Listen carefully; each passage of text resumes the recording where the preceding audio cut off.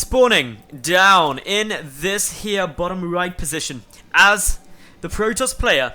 It is none other than Satan. And his opponent up in the top left, the Zerg player, Mr. JonnyREcco.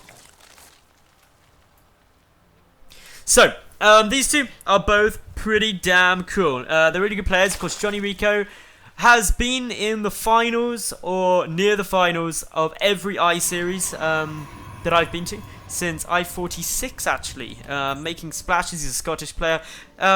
Satan, I'm not quite sure if I've cast him before. I probably have. My brain, if I'm honest with everyone, isn't quite working yet. My tea is too hot to drink, and I've been a couple of hours without any cups of tea, and this, of course, has a very detrimental effect on us British, for anyone who was unaware of that. But yeah, as it stands, everything looking quite good. By the way, I'm aware my camera in that intro was a bit squished up. I'm going to fix that, but it'll be for the next time I'm on camera. I'll try and make it all work. But anyway, here we're all looking good. We've got the gateway getting thrown down, gateway expand here, and that means REcco has two main options. Option one, go hatch, pool, or alternatively you can go pool hatch.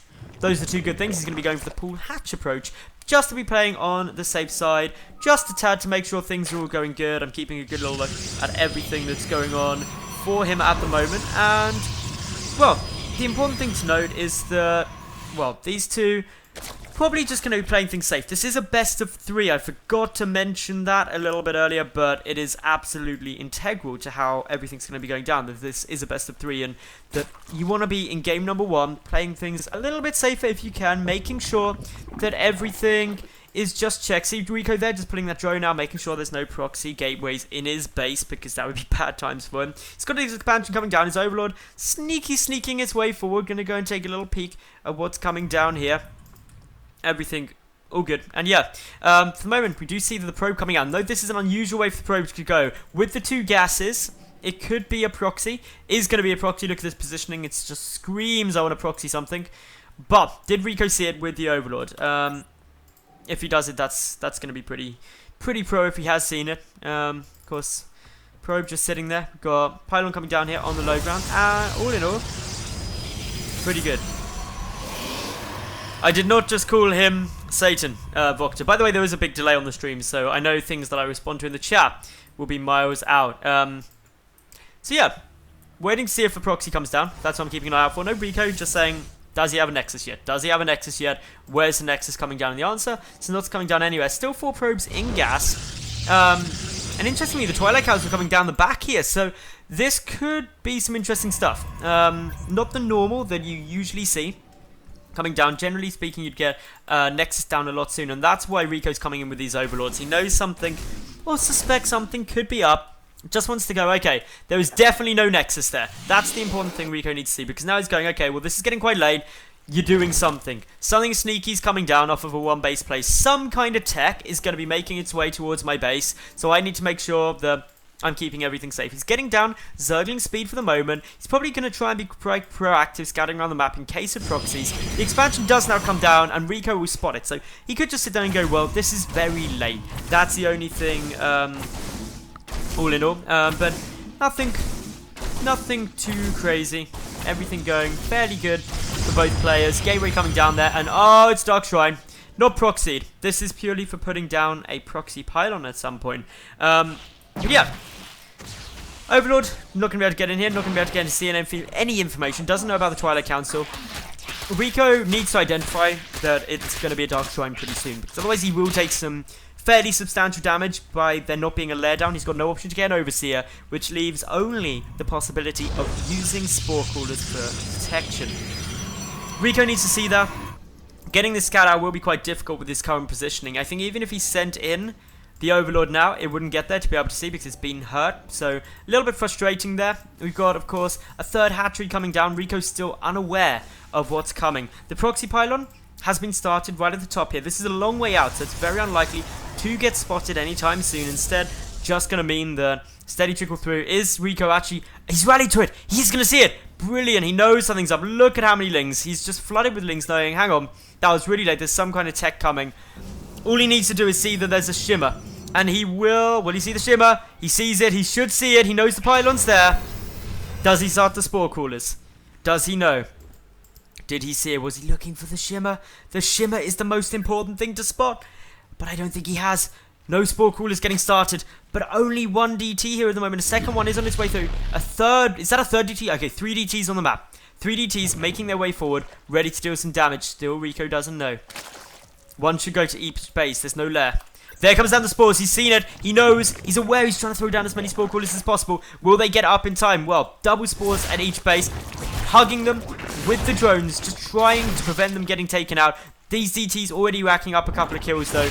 This is quite nice. But Zerglings are on their way back. And the spore coolers about to finish up. DT's getting a couple of swipes off, but just going to move away and come and take out a hatchery. So this is good damage done. While there's detection, in total 9 workers were killed, but this hatchery almost certain to die. They're only now just getting started, and there's not really a chance of getting detection down in order to save this hatchery up. Now, in terms of what ZvP has done, he's done a little bit of drone damage, but more significantly, he's taken out this third hatch, which, generally speaking, in a ZvP, you go, hey, if I've lost my third hatch as a Zerg player, I'm in a bad spot. But not all is lost for Rico yet, because the Nexus was quite considerably late for ZvP. So, ZvP, with 4 pylons going down, he's got a big supply block there, actually, which is a bit unfortunate, but he's not been flowing too nicely. Rico's still up in the drone count, hasn't yet restarted this third hatchery, just because he doesn't have a lair. So there's no point starting this third hatch if the DTs were still around, because he'd have no form of detection in order to come and make sure that it doesn't get taken out. But what he can do is keep these Zerglings running around, bounding about, making sure that there's no expansions coming down or anything like that. He sees the DTs back at home, which is going to be quite useful as just a little piece of scouting information. But all in all, this is now just Rico playing things a bit more normal. He's getting down that overseer, ready to come and take his third hatch up again, and just playing things safe. And that's really the safe thing for him to do. It's the right thing for him to do, and generally it's going to work pretty damn fine. Now, Rico and ZvP have kind of reached this nice little steady point where neither player's where they wanted to be in terms of overall achievement. ZvP has done a bit more damage, but Rico's still got a decent number of drones up. So both players are sort of in this awkward mid position where both feel a bit vulnerable. Both just want to make sure that things go to plan if at all they can help it. This Spore Crawler moving forward just to give a little bit of early warning of any DTs that could be trying to come in. But the Overseer just getting a nice scout, sees the fact that there's an Immortal on its way, drops a Changeling too, and just takes a look. Does it see the Charge was researching? I think he did see that the Twilight Council was researching something. Hydra Den coming down behind this because not seeing any Robotics Bay means no Colossi. Not seeing a Templar Archives, it's only just got started. Not seeing that means that, okay, I'm safe against Splash. Hydras are going to be really good against anything that he throws at me. And there's a couple more gateways being added into the mix. Noted DT coming out here, but unfortunately there is an Overseer, so detection there. A second Overseer also coming in. Sending 2's a smart play just to make sure that they don't get sniped off and damage done for no real gain. But now, the Speedlings just poking, prodding. Note that these Zealots do have +1, whereas JonnyREcco yet to have any upgrades. Soon to have +1 Carapace, but until that point, Zealots will 2-shot Lings, and that means a lot of damage can be done there very easily and very quickly. Hydras, though, are being added into the mix. Note this is purely Zergling Hydra at the time being, and the reason for that is simply because there's no splash damage. This composition is the highest DPS output, and it's going to be very difficult to combat it until, of course, there's, say, some Colossi or Storms hitting the field. An Archon will help, but it's still not incredible. Not something that is going to really deter Rico from feeling relatively safe. Rico not powering drones at the moment, as you may have noticed. He's busy getting out more Hydralisks. He's ready to defend this push, and the reason he's preparing for the push is down to the fact that he's got Zerglings at his third and at his fourth. He knows that there isn't an expansion and that this therefore must be a 2-base in, all in. He's seen a ton more gateways and he's seen the Templar Archives, but he knew about that anyway due to seeing a couple of the, well, High Templar down and obviously Archon. And, well, Archons wouldn't have necessarily done because he knew DTs were there, but he saw the High Templar, which is important. Now, JonnyREcco getting in a defensive spot. If he holds now, he's going to get very, very strong very quickly. A War Prison being brought with this army to allow for some very quick reinforcements. Well done here by ZvP. And Rico, he's just got to hold. That's really what it comes down to. If he holds here, doesn't take an economical hit, he's up by a long way in probes. He's got an upgrade lead with 1-1 compared to 1-0. Everything pretty solid there, and it's going to be fairly nice to see. So in now comes the Zerglings, in now comes, well, the Protoss Force. Can the Zerglings get a nice round? Yes, they can. The Hydralisks and Roaches coming from all angles. The War Prison gets sniped off. That is a great pickup for the Zerg, because now no more Protoss reinforcements will be coming in. The Hydras dealing so much damage. This surround is absolutely sick. JonnyREcco crushes through it, and he took minimal losses. If we look at the resources lost from these two, as we can see, he's already sitting there at, well, a lot less resources lost compared to his opponent, and he's on a better economy. Generally, that's pretty positive in terms of how things can be going. Rico getting some swarm hosts out, just adding those into the composition for the sieging up in case there's a good defensive position. And with 2 cannons there, it's relatively defensive. So Rico gonna just be laying into his opponent, getting into a good spot, and forcing, and trying to prevent a 3rd base coming down. Now, Rico's got a large force here. There's no 2 ways about that. He's got some swarm hosts coming out. He can definitely start applying suppression. Oh, these poor zealots. They can't get away. These poor zealots are taking some big hits. There's a couple of units up on the high ground, but with an overseer there, vision can be granted. Is Rico going to come in the side? He very well could. There's not too much here in order to defend, but he's just waiting for the moment, just for the swarm hosts to make their way across. He's waiting for them all to come out, but he could definitely start moving in with those.